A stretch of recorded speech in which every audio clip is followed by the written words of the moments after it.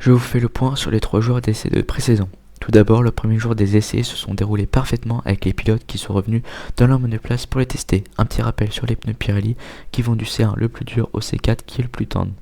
A noter aussi qu'il y avait beaucoup de vent cette semaine sur le circuit de Bahreïn, donc les pilotes en étaient un petit peu gênés.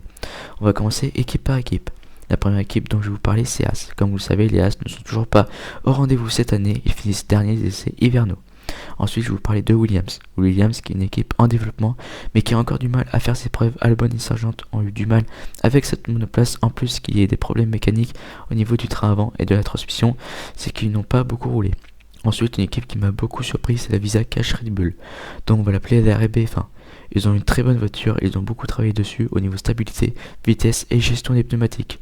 Ils ont une très bonne voiture qui peut aller très vite et on peut avoir de bonnes surprises. La quatrième équipe dont je vais vous parler, c'est de Tech F1 Team, anciennement Alfa Romeo. Alors même si visuellement elle n'est pas très belle, ils ont fait quelques améliorations qui ont permis de faire avancer la voiture et monter un petit peu dans le classement. On passe ensuite à Aston Martin. Aston Martin, comme vous le savez, qui n'a pas changé son design ou très peu de celui de l'année dernière. Mais par contre, ils ont refait à 99% la voiture, ce qui les classe au milieu de peloton. Vous le savez, l'année dernière, Fernando Alonso enchaînait podium sur podium, mais après c'était plus compliqué pour Aston. Et là, on les retrouve un petit peu plus à l'attaque avec une meilleure voiture, même s'il reste des améliorations à faire. On va parler d'Alpine. Alpine, qui est une équipe franco-anglaise. Les Français finissent dans le milieu de la grille avec une voiture difficile à conduire, mais à fort potentiel d'après Ocon à voir sur les premiers Grands Prix de la saison. Gasly aussi a eu du mal, mais s'en sort plutôt pas mal. Ensuite, on va rentrer dans les 4 top teams de ce championnat. McLaren, Mercedes, Ferrari et Red Bull. On va commencer par Mercedes. Mercedes qui est en difficulté dans le premier jour avec George Russell qui a eu du mal à cerner cette voiture, alors qu'au deuxième jour, Hamilton tape le 3e chrono de la séance et qui a pris du plaisir à rouler avec cette voiture. Ensuite, McLaren.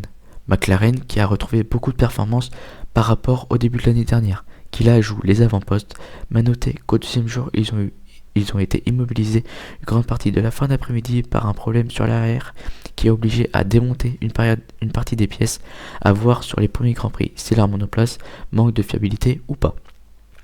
On passe à Ferrari. Ferrari qui a une très bonne monoplace, plus facile à conduire que l'année dernière, moins de sous-virage, très maniable, rien à voir avec l'année dernière. Sainz finit premier du jour 2 avec les pneus C4 devant Verstappen en C3.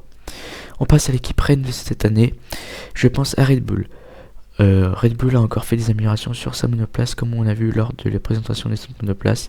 C'était assez flou au niveau des entrées d'air au ponton et ça a été dévoilé à Bahreïn. Il y a maintenant 4 entrées d'air au niveau des pontons. Red Bull en tout cas très à l'aise avec leur monoplace encore cette année et je n'en doute pas qu'ils vont très bien se positionner sur la grille. Même si Sergio Perez a eu une petite alerte au deuxième jour, donc à surveiller. On passe maintenant au classement de ces 3 jours d'essai. Le premier jour, comme vous pouvez le voir, Max Verstappen se classe premier du classement en pneu C3 en 1:31.344 avec 143 tours au compteur. Lando Norris McLaren se place deuxième en 1:32 avec 72 tours au compteur. Sainz 3ème, Ricciardo 4ème avec sa RBF1, très bonne performance. Gasly aussi 5ème, très bonne performance aussi du français. Stroll 6ème, Leclerc 7ème, un petit peu moins de performance. Alonso 8ème, Piastri 9ème, Guan Yu Zhou 10ème, Logan Sargent 11ème, George Russell 12ème, très mauvaise performance aussi de la part de Mercedes. Les deux As qui sont derrière 17 et 18ème et Ocon avec Alpine qui finit 16ème, un petit peu moins bonne performance aussi pour le français. Albon qui finit 15ème, Bottas 14ème, Yuki Tsunoda avec sa RBF1 qui finit 13ème. Voilà, aujourd'hui. Maintenant, on va passer au deuxième jour. Le deuxième jour qui a été remporté par Carlos Sainz avec sa Ferrari qui a effectué 84 tours en pneu C4 en 1:29.921. Donc, très belle performance. Et le chrono ne sera pas battu durant ces 3 jours. Sergio Perez qui est deuxième avec sa Red Bull qui a effectué 129 tours. Donc, très belle performance aussi. Hamilton troisième qui a remonté Mercedes par rapport au premier jour avec George Russell qui a effectué 123 tours. Lando Norris en pneu C3 qui a effectué 52 tours, très peu pour McLaren aussi. Daniel Ricciardo qui se place encore 5ème avec sa Visa Cash Red Bull, très bonne performance en pneu C4 en 1:37.381. Charles Leclerc 6ème avec sa Ferrari Lance Stroll, Aston Martin 7ème, Esteban Ocon le français 8ème, Valtteri Bottas 9ème, Oscar Piastri 10ème, Sargent 11ème, Alonso 12ème, Guan Yu Zhou 13ème, Pierre Gasly le français avec Alpine 14ème, les deux As qu'on retrouve en fin de peloton 15ème et 16ème, et Yuki Tsunoda 17ème.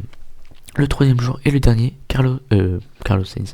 Charles Leclerc se retrouve premier avec sa Ferrari en pneu C4 en 1.20.322. George Russell deuxième, très belle performance par rapport au premier jour. Guan Yu Zhou troisième, très belle performance aussi de la Stack F1 Team en pneu C4. Max Verstappen quatrième en pneu C3, c'est normal.